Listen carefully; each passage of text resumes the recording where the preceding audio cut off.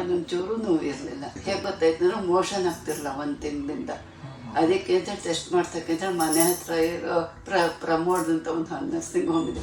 ಅವರನ್ನು ನಾವು ಈ ಥರ ಕೊಡೋಕ್ಕಾಗಲ್ಲ, MRI ಸ್ಕ್ಯಾನಿಂಗು ಅದು ಇದು ಎಲ್ಲ ಮಾಡಿದ್ರು. ಅವಾಗ ಹೇಳಿದೆ 2 ಸೈಡ್ ಇದೆ ಹರ್ನಿಯ, ಆಪ್ರೇಷನ್ ಮಾಡಿಸೋದೇ ಬೆಟರ್ ಅಂತ.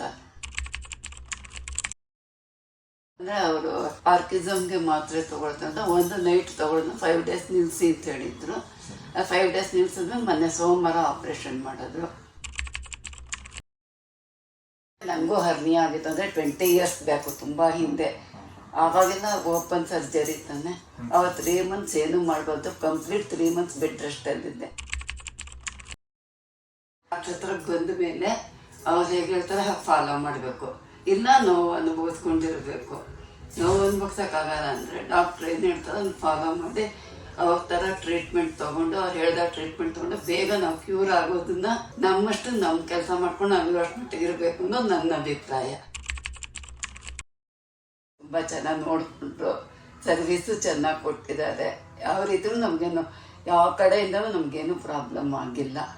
ಆರಾಮಾಗಿ ಬಂದ್ವಿ, ಸಂತೋಷವಾಗಿ ಮನೆಗೆ ಹೋಗ್ತಿದ್ದೀವಿ ಅಷ್ಟೇ. ಮನೆ ಥರನೇ ಇದ್ವಿ ನಾವು. ನಮ್ಗೆ ಹಾಸ್ಪಿಟ್ಲನ್ನು ಇದೇ ಬಂದಿಲ್ಲ.